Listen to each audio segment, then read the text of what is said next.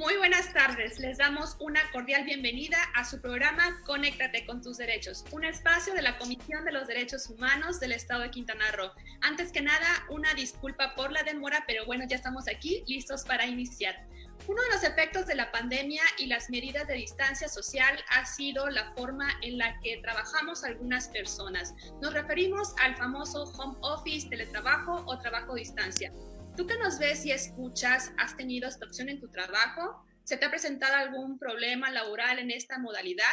¿Sientes que no están claros los límites respecto al trabajo y tus derechos? Bueno, esas son algunas de las preguntas que nos hemos planteado y por ello hoy tenemos el honor que nos acompañe el maestro Adalberto Méndez López, experto en derechos humanos y empresas. Acompáñanos en esta próxima media hora a su servidora Odette Solís García, Lorena Contreras Briceño, Mayusa González Kawich y Moisés Pacheco Forbes. Participa dejándonos tus dudas u opiniones aquí en la sección de comentarios. Y si consideras que alguna autoridad o persona servidora pública ha afectado tus derechos, por favor envíanos un mensaje directo con la finalidad de proteger tus datos personales. ¿Qué te parecía para arrancar? Nos vamos con nuestra primera sección, Derechos Humanos en Corto.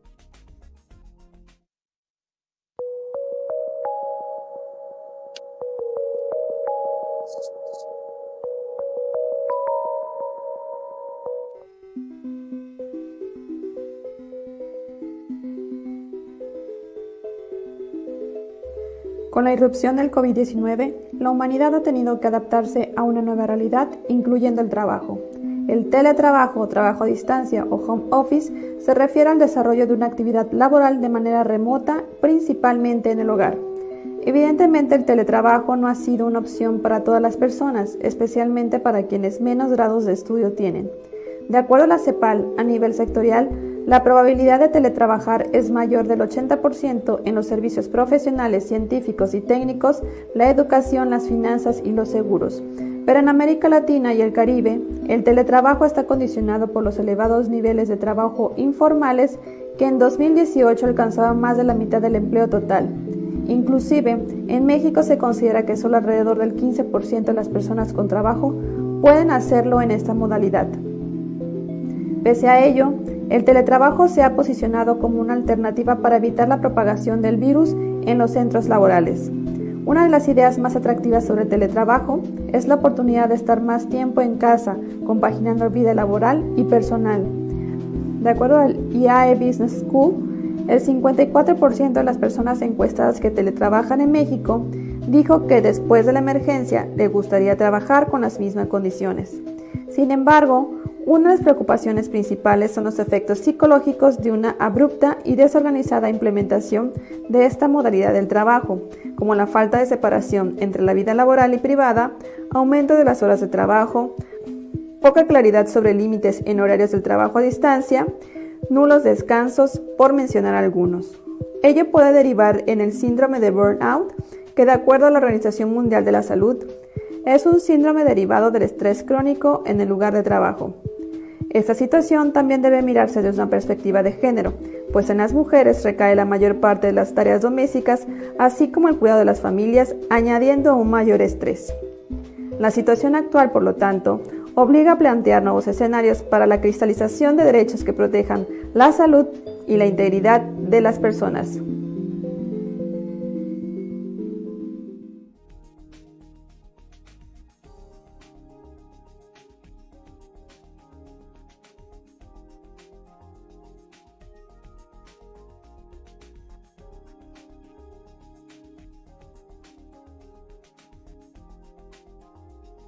Contreras Briceño, directora general de Revisión de Proyectos, Control y Seguimiento de Recomendaciones de esta comisión, y nuestro invitado de hoy en nuestra sección Conexión DH. Micros.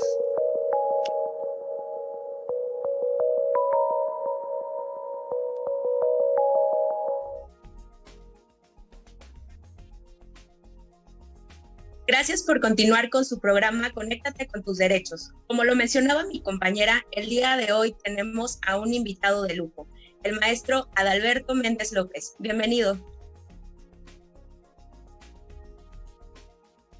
Gracias, ¿qué tal? Buenas tardes.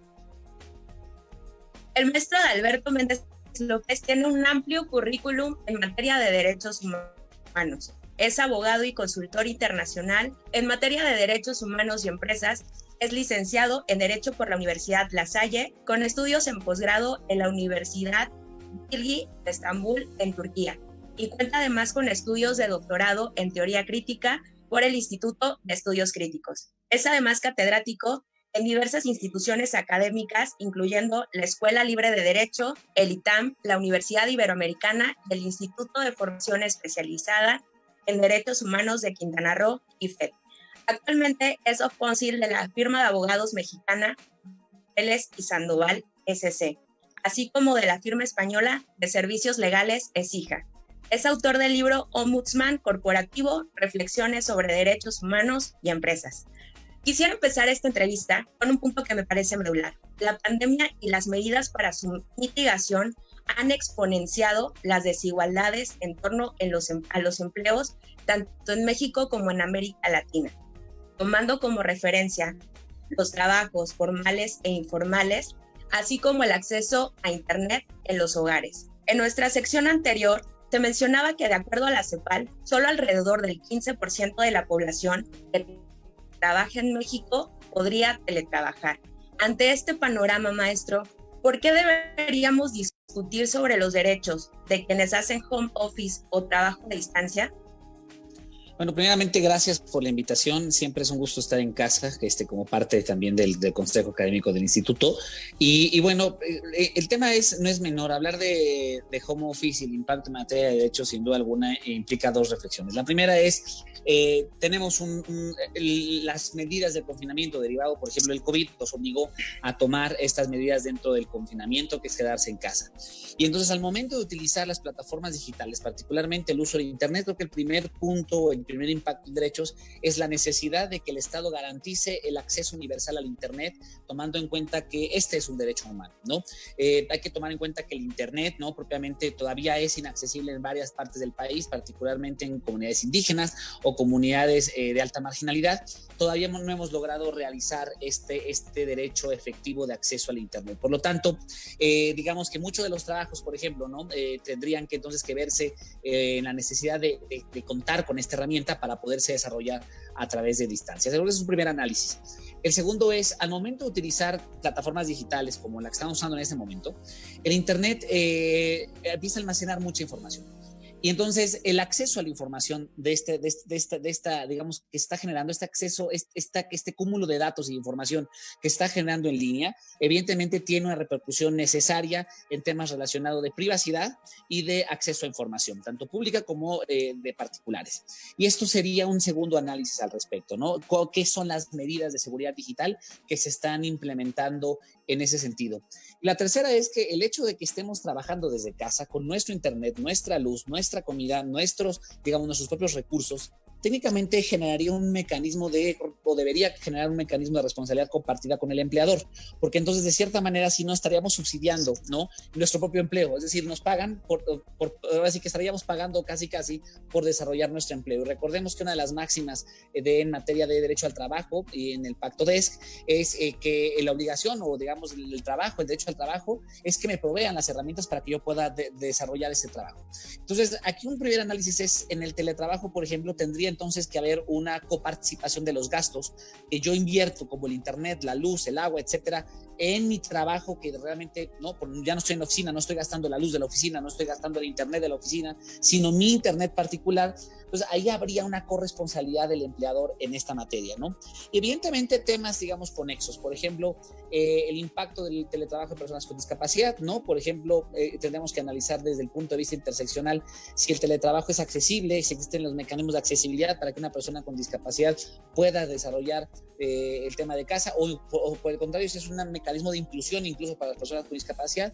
Y en el tema de género, sin duda alguna, hay una discusión importante que hacer al respecto, y esa es básicamente el tema del aumento de la violencia intrafamiliar derivado del tema de confinamiento. ¿Existe o no corresponsabilidad para las empresas? Ahorita hay una fuerte discusión al respecto en un caso que está dando en Europa, donde a una empresa le están llevando a juicio junto con el agresor en un caso de violencia intrafamiliar. Entonces creo que son muchos de los puntos que tendríamos que estar discutiendo, pero digamos que en un primer análisis creo que esos son los puntos que tenemos que empezar a discutir en esta materia. Sí, muchas gracias. Justamente desde estos puntos que acabas de tocar, en tu experiencia como consultor en materia de empresas y derechos humanos, desde un enfoque de género, ¿consideras que el teletrabajo trae más ventajas o desventajas, partiendo desde todas estas premisas que nos diste? Mira, yo creo que puede traer más desventajas en un primer, en un primer análisis. ¿Por qué? En el caso de mujeres, por ejemplo, con hijos, ¿no? Y que trabajan, ¿no? Digamos que al momento de las medidas de confinamiento, lo que pasa es que la mujer, ¿no? Que realmente atiende la casa y aparte trabaja, ve incrementadas sus responsabilidades, ¿no? En sociedades, digamos, tradicionales como la mexicana, donde hay un alto número de amas de casa, y que tengan a lo mejor ahora esta carga laboral, más la carga del cuidado de los hijos, más la carga de atención del hogar, esto genera o aumenta en un porcentaje considerable las obligaciones de la mujer. Por lo tanto, creo que ahí existe un primer análisis desde el punto de vista de género. La asignación de roles en casa, que todavía en sociedades tradicionales como la mexicana no está compartido. Por ejemplo, el tema de la paternidad, todavía no podemos hablar de esquemas compartidos de paternidad, es muy difícil todavía. No hemos hecho una difusión importante sobre la licencia de paternidad, por ejemplo, la necesidad de que esta también se otorgue para una paternidad y una paternidad y una maternidad responsable y compartida. En segundo parte de los datos que se dieron y que en la ONU registró fue un incremento, particularmente en el caso de México, del 43 al 45% de aumento en los casos de violencia intrafamiliar en México y alrededor del mundo. Y esto ha obligado a que las empresas pues empiecen a tomar medidas también en el tema de la violencia de género, ¿no? Se hizo un estudio aproximadamente desde Fundación IDEA en Europa, y a nivel mundial apenas alcanza el 30% de protocolos de atención desde las empresas a temas de violencia intrafamiliar. Si esto le agregas que muchos de los trabajos se volvieron remotos, se volvieron en esquemas de teletrabajo, esos protocolos pueden no estar actualizados o pueden no estar justamente armonizados con la nueva realidad post-COVID, lo cual entonces nos obliga a una reflexión. ¿Realmente las empresas tendrán la capacidad de adaptarse de manera inmediata a esta nueva realidad del teletrabajo? Yo creo que no. A ver, hay algunos ejemplos interesantes. Por ejemplo, en Argentina hay una empresa que se llama Pharmacity que creó una licencia por temas de violencia intrafamiliar, ¿no? Es decir, una persona una mujer que sufre un tema de caso, sufre un acto de violencia intrafamiliar, puede solicitar esta licencia a efecto de poder buscar ayuda y empezar los trámites legales en contra del agresor, ¿no? Entonces, eso es una buena experiencia. Hay varias. En el caso de Netflix incluso habilitó temas de psicólogos, incluso vía remota, counseling en la materia, y otras empresas han intentado, entrar al terreno y tomar las riendas de la situación, ¿no? Creo que es un caso complicado, creo que es un caso que tenemos que no es menor. En el caso mexicano, algo que se mencionaba durante el COVID, y eso fue una recomendación del alto comisionado, es que desde el punto de vista gubernamental, una de las obligaciones del Estado debería tener, por ejemplo, líneas o botones rojos de ayuda inmediata, ¿no? Para que un caso de violencia intrafamiliar, pudiera denunciarse de manera eficiente y pudiera haber una acción reactiva en un corto plazo, ¿no? Para efecto de evitar algún feminicidio, efecto de evitar cualquier tipo de agresión, ¿no? La gran pregunta es, ¿realmente se habilitaron estas líneas de urgencia durante la pandemia? La realidad es que no. Ahí sí tenemos una gran deuda del Estado mexicano para poder atender, del Estado mexicano y muchos países. A ver, lo quiero hacer general, ¿no? Para poder atender este tema, ¿no? O también algo que se propuso en algunos países de Sudamérica fue el tema de equipos itinerantes de atención inmediata en caso de violencia intrafamiliar, ¿no? Pero claro, para que estos pudieran del día de mañana activarse, se tenía que tener una línea de emergencia eficiente, cosa que, insisto, no existe. Entonces, sí, el tema de la perspectiva de género creo que es indispensable, es un tema que toca necesariamente a la empresa, porque el teletrabajo genera también responsabilidades compartidas con el empleador. Y sin duda alguna, la atención y la prevención. Bueno, sí. Tenemos. Perdón. Entonces, eso es de lo que se tiene que bueno, ¿me escuchan? Es algo que está pasando. Sí, ya, perdón. Es algo que se tiene que justamente atender, ¿no? Entonces creo que sí, efectivamente hay un tema de género clavado ahí. Sí, así es. Y esto justamente nos lleva también a otra parte, ¿no? Hablar de este derecho a la desconexión digital y a la privacidad, porque pareciera que el estar justamente en confinamiento en tu casa, pues tendrían que estar trabajadoras y trabajadores disponibles 24/7. ¿No? Entonces, me gustaría que nos platicaras un poco más sobre este derecho a la desconexión digital que se ha ido tocando en algunos países y pues por acá en México tenemos también algunas propuestas al respecto. A ver, el tema de la desconexión digital, obviamente para México llegó tarde, ¿no? A ver, en España desde el 2018 tenemos la Ley Orgánica 3/2018 relacionada con protección de datos personales y garantía de los derechos digitales de España. Esta ley fue el primer instrumento normativo que, digamos, entra en la materia a hablar sobre el derecho a la desconexión digital. Y quiero leerles, básicamente, cómo define la legislación española a la desconexión digital y, bueno, ¿para dónde vamos, no? Lo que menciona justamente el artículo 88 de esta ley establece el derecho a la desconexión digital como el medio para garantizar el respeto del tiempo de descanso, permisos y vacaciones, así como de intimidad personal y familiar fuera del tiempo de trabajo legal o convencionalmente establecido. La verdad es que es una gran definición, no nos deja la interpretación nada. Lo que dice el derecho a la desconexión digital es que cuando yo trabajo, ¿no? Digamos, puede aplicar en dos modalidades, trabajo presencial y teletrabajo. La del derecho a la desconexión digital de entrada se creó para los esquemas de teletrabajo. Es decir, si yo estoy trabajando desde mi casa, lo que normalmente sucede es que el empleador, y eso seguramente a los que nos estén sintonizando les va a hacer mucho sentido, se le olvida qué hora es y te están pidiendo chamba desde las 8 de la mañana hasta las 12 de la noche, ¿no? Como no te ven, entonces piensan que tú estás en una oficina permanente desde tu casa y evidentemente eso interrumpe tus tiempos de descanso. Es decir, la jornada laboral, que por ley se tiene que respetar independientemente de dónde desempeñe mis servicios, la jornada laboral tiene una limitación, ¿no? Y en el caso de la Ley Federal del Trabajo está limitada a, si no me recuerdo, no más de 8 horas diarias, ¿no?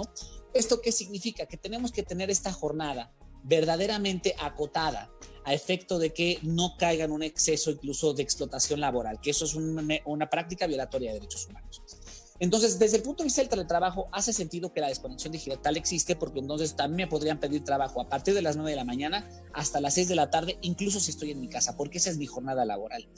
Ahora, normalmente la desconexión digital también aplica a trabajos tradicionales, a trabajos presenciales, tomando en cuenta que cuando yo dejo la oficina, a partir de ahí, entonces, yo ya no estaría obligado, esa es la palabra, obligado a tomar una llamada del trabajo. ¿Por qué? Porque mi jornada laboral concluyó. Entonces, el derecho a la desconexión digital, digo, en España llevan ya 2 años trabajando y han tenido grandes avances. Incluso en teletrabajo ya están, o sea, en España ya están actualizando la ley de teletrabajo. Nosotros apenas vamos a regularlo. No tenemos regulado en México el trabajo. Tenemos regulado el trabajo a domicilio, que es una gran diferencia. No es lo mismo. Los trabajos a domicilio tienen una implicación completamente diferente al amparo de la Ley Federal del Trabajo. Y el teletrabajo apenas se está empezando un poco a discutir al respecto. Cuando hablamos de teletrabajo y el derecho de la desconexión digital, necesariamente tendría que ir aparejada, ojo, que las 8 horas que yo trabajo desde mi casa y que yo no puedo ser molestado después, yo estoy gastando luz, internet, etcétera, en mi trabajo.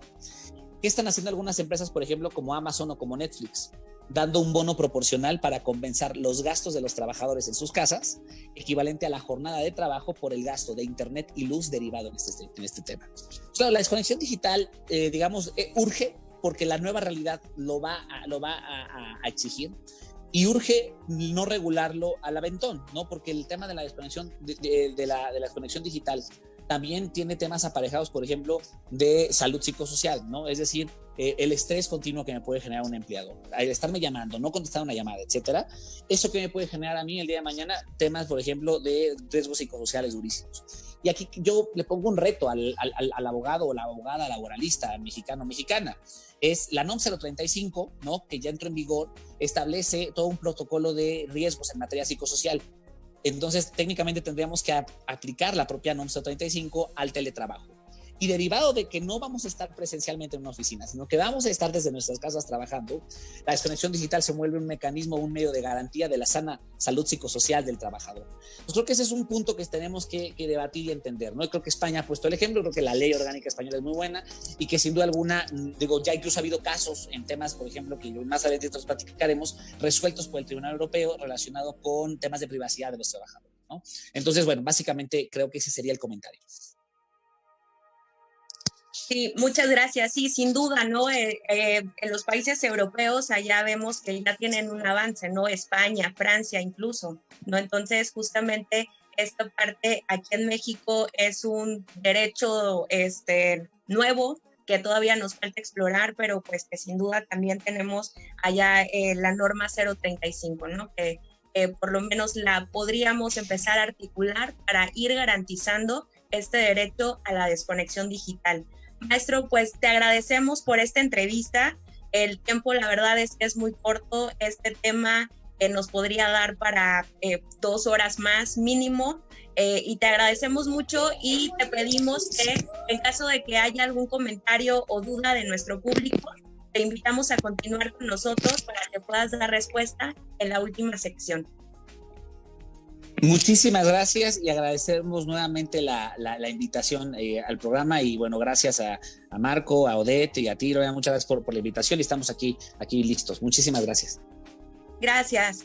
Ahora damos paso a unos breves promocionales y al regresar continuaremos con nuestra compañera Mayusa González Kawich, instructora de capacitación de Felipe Carrillo Puerto, con un resumen en lengua maya sobre esta entrevista.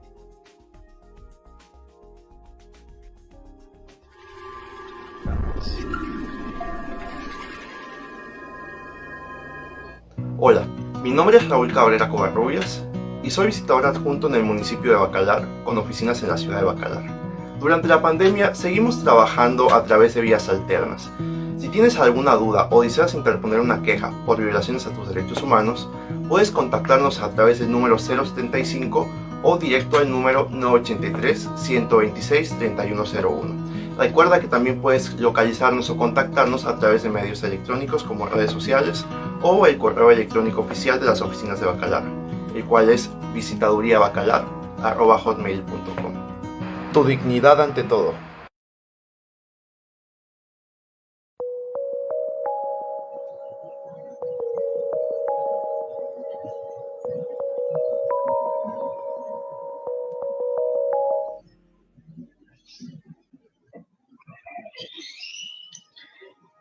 Malo chinilkin itala klesh bish anikesh letiekina. No papaya tala to venilo yalumula yikutano talo to venir tulaka luman. Pena que tan chigval yetel Cansa Adalberto Méndez López. Leti ya uno gelal yo sale to venilo. Tan chigval yetel leti beshank atalti Panten kabet bint anjo o saluto venilo masho kubet ko me yakob tumula yilo. Toyota Chop, tu me coges de que le tiene que no vayan en no cojanira. Ya bachmaco tanu me yaho Toyota Chop. Katu ya la leti de que ya kapel ban ya kabet hachna atik kabet tupultik. Tan de que le no cojanira pues yo osal kabet me ya yang ho si tulakal me ya pues yan betik. Kyoto chong mas pasta lu betik beyo. Pesha kulek ba tanu ya leti tanu sikbaltik leti.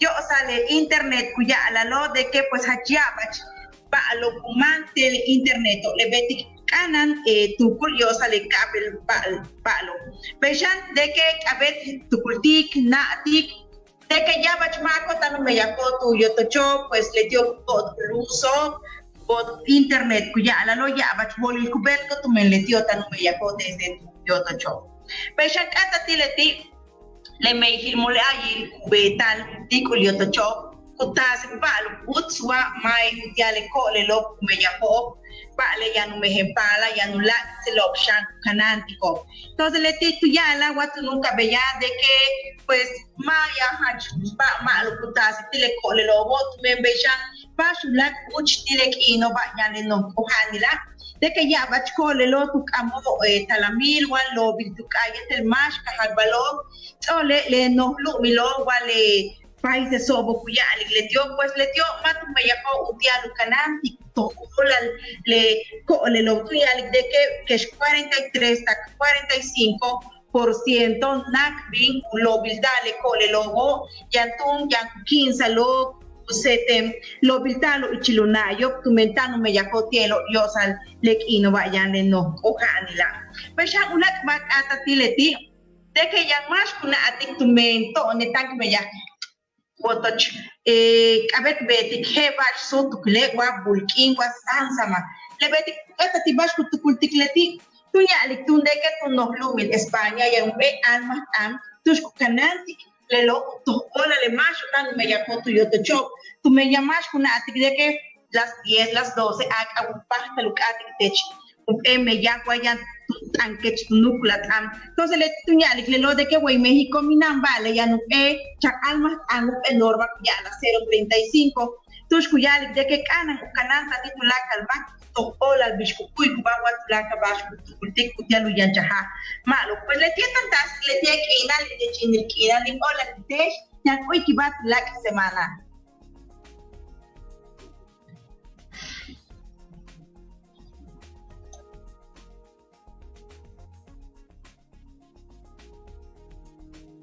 Aprovechamos este espacio para recordarte que en la comisión tenemos diversas formas de contacto a través del 075, nuestra línea de asistencia telefónica, a través de nuestro portal www.cdheqroo.org.mx y a través de nuestras redes sociales en Facebook y en YouTube, Derechos Humanos Quintana Roo, y en Twitter e Instagram como @cdhqroo. Y bueno, vámonos con nuestra última sección, La Comisión te responde, con Moisés Pacheco Forbes de Medios Alternativos de Solución de Conflictos.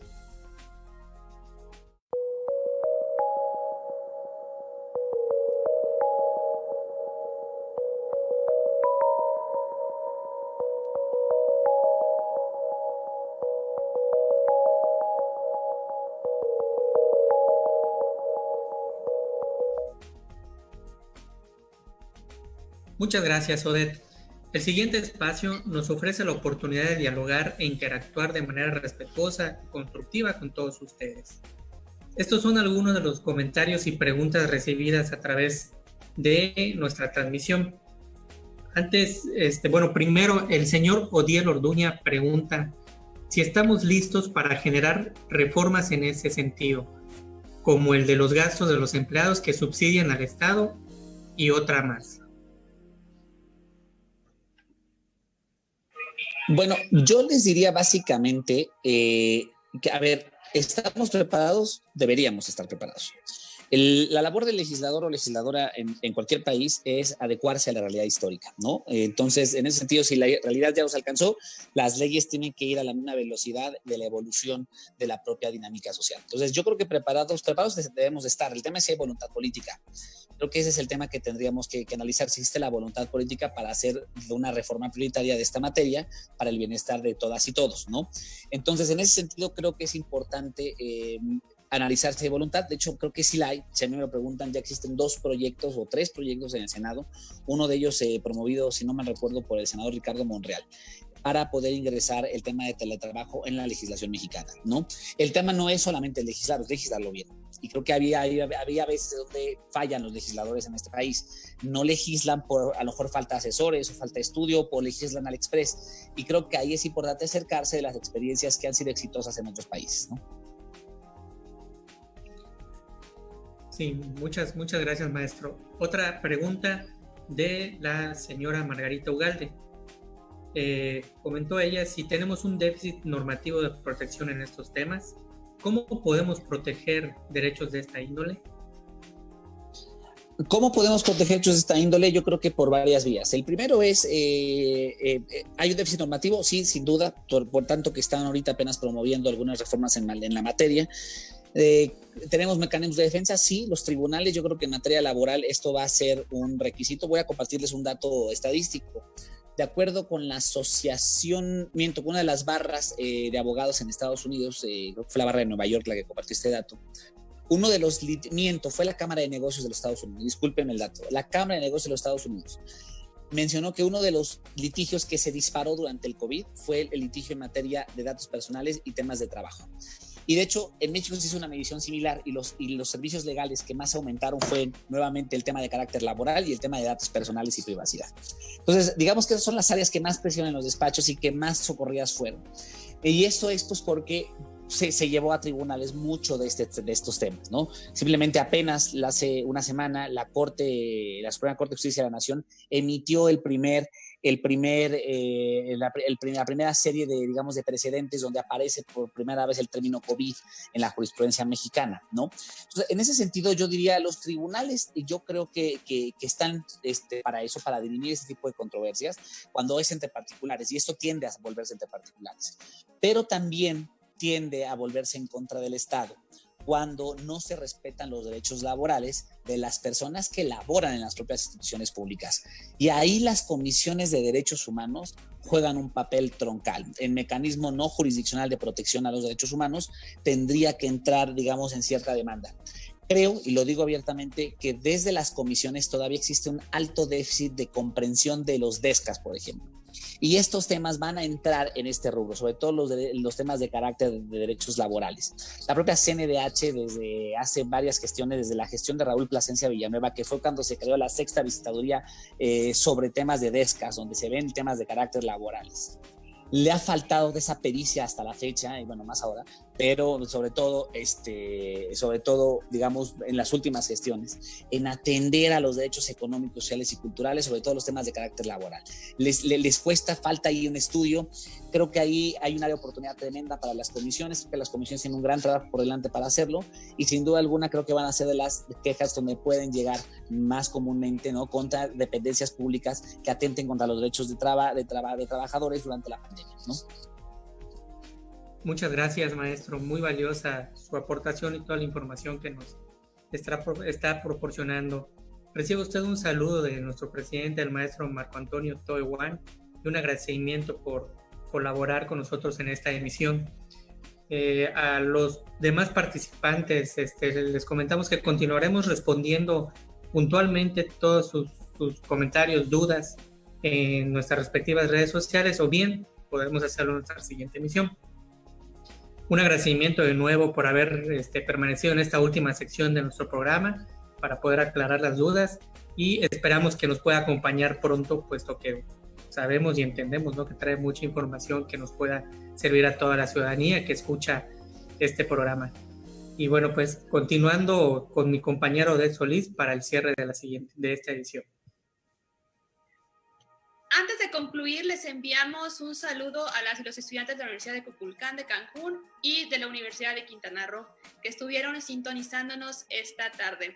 Y es así como finalizamos una edición más de Conéctate con tus derechos. Agradezco a quienes hicieron posible la realización de la misma, a Lorena Contreras, Mayusa González, Moisés Pacheco, Teresa Chablé, Nilda Rivero, así como a Gabriela Aguilar. Esperemos que este programa les haya gustado y que hagan correr la voz de este espacio, y que nos sigan sintonizando a través de Radio Xenca del 104.5 FM, La Voz del Gran Pueblo, de Felipe Carrillo Puerto, a través del Instituto Nacional de los Pueblos Indígenas. A nombre del presidente Marco Antonio Toe Wang, les agradecemos habernos escuchado y visto. Nos vemos el próximo viernes. Buen fin.